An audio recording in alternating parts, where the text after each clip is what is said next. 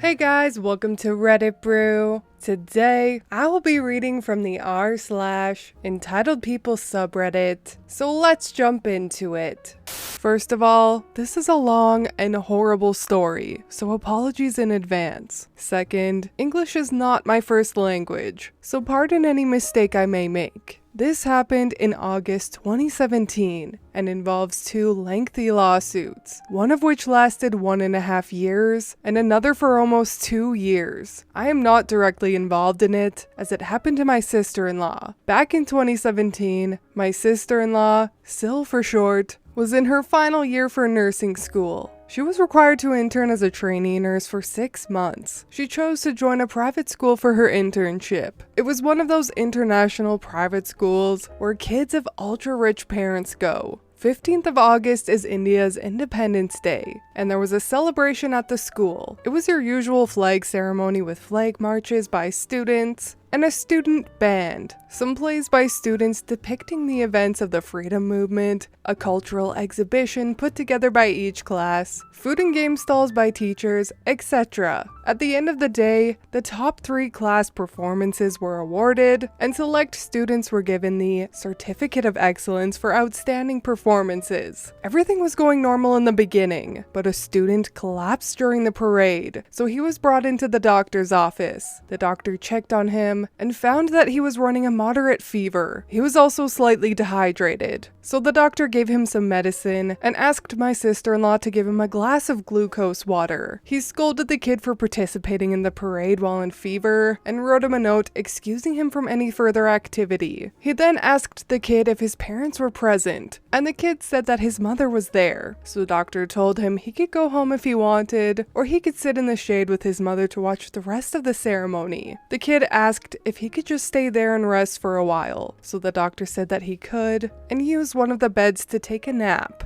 Since there was nothing else to do in the office, the doctor excused himself to go and have something to eat from the stalls, leaving my sister and janitor in the office. Hardly 5 minutes later, the entitled mother, EM, marched in the office and went directly to check on her child. My sister tried to tell her that the kid was running a fever and taking a nap, but EM ignored her. She shook the kid awake and asked him how he was feeling. The kid said he was fine. EM then said, "Good, now get up. You gotta get ready for your play, sweetie. Everyone else is already dressed up." My sister again tried to explain, "He is running a fever. He needs to rest." It's fine. He is fine. Aren't you, sweetie? The kid just looked at my sister-in-law. Sister said, "The doctor has excused him from other activities. It would be better if you just take him home and let him rest. It's just a play. I'm sure my sweetie can handle it. He's a tough man. Isn't that right, sweetie?" My sister-in-law tried again. It would be better for him to just rest. He is still under a fever. And with that, the entitled mom lost her mind. She screamed in my sister-in-law's face. "Oh, like you know what's better for him? I'm his mother. I know what's best for him. How dare you? My son is the top of his class. He is playing the most important part in the play. He is the best. If he doesn't participate in the play, he will not get the Certificate of Excellence. He needs to stay at the top of everything, or else he'll become a laughing stock. So don't you dare tell me what's better for him." The kid, seeing his mother losing her mind, stood up and said to my sister with a smile, "It's okay, sister. I'm fine. Thanks for caring for me." Shocked and stunned, my sister only managed to say, "Let me call the doctor." Entitled mom retorted, "I come from a family of doctors. My father is the director of a well-known private hospital. You people aren't even qualified enough to work in a hospital."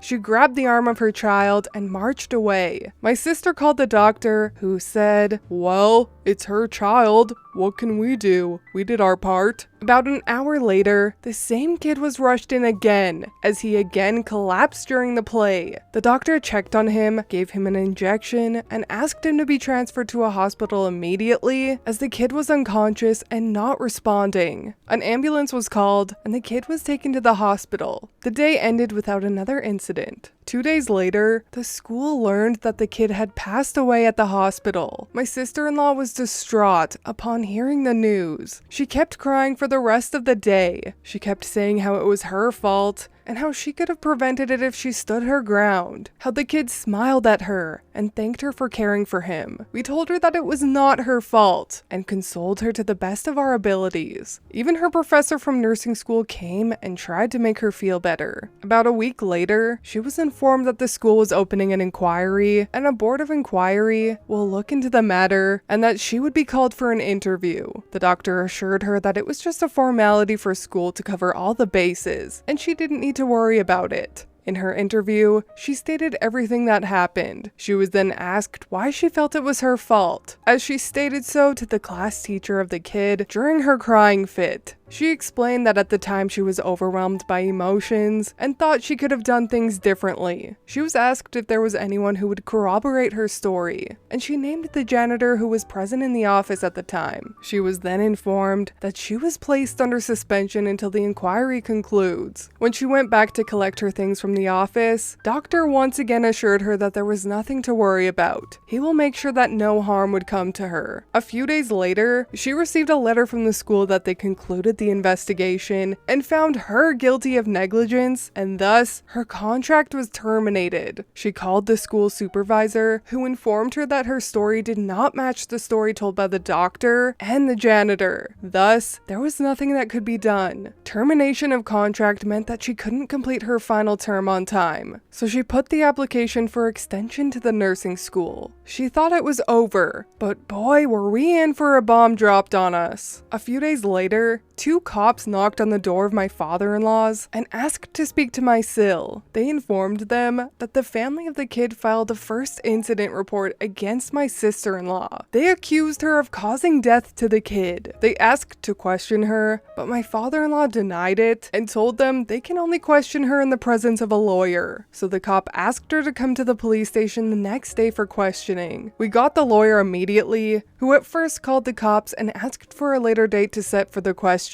Then he told us to get an anticipatory bail ASAP in case police decides to arrest her, so we did. In the questioning, the lawyer talked for the most part and provided them with a written statement from my SIL. The police asked their questions and directed my SIL to not leave the state without informing them first, etc., etc. A few more days go by, and she received a summons from the court as the state decided to try her for the crime. The lawyer suggested to track down and speak to the janitor, as he was the only witness in the otherwise she said case. And so we did. The janitor was reluctant to talk at first, but after my sister begged him, he told us that the doctor told him that if he told the truth, he would be admitting to the same mistake that the nurse did and would be fired for sure. And the only way to save himself was to tell the story that the doctor was telling him. The story the doctor told to the school's board of inquiry was that the doctor had the kid under observation with strict instructions that he would not be released under any circumstance, and that my sister-in-law released the kid without asking or informing him. We asked him to testify in court, which at first he refused, but later agreed with a bit of persuasion. Once we had the janitor on our side, the lawyer also filed a case of wrongful termination against the school, accusing the inquiry to be partial and biased. Once the court hearing started, we learned that the entitled mom told white lies to the father of the kid. She never told him that she forced the kid to perform in the play. Instead, she said the kid wanted to play his part. She also hid the fact that the nurse objected, or showed her the doctor's note. Her story was that the kid wanted to participate in the play, and when she asked the nurse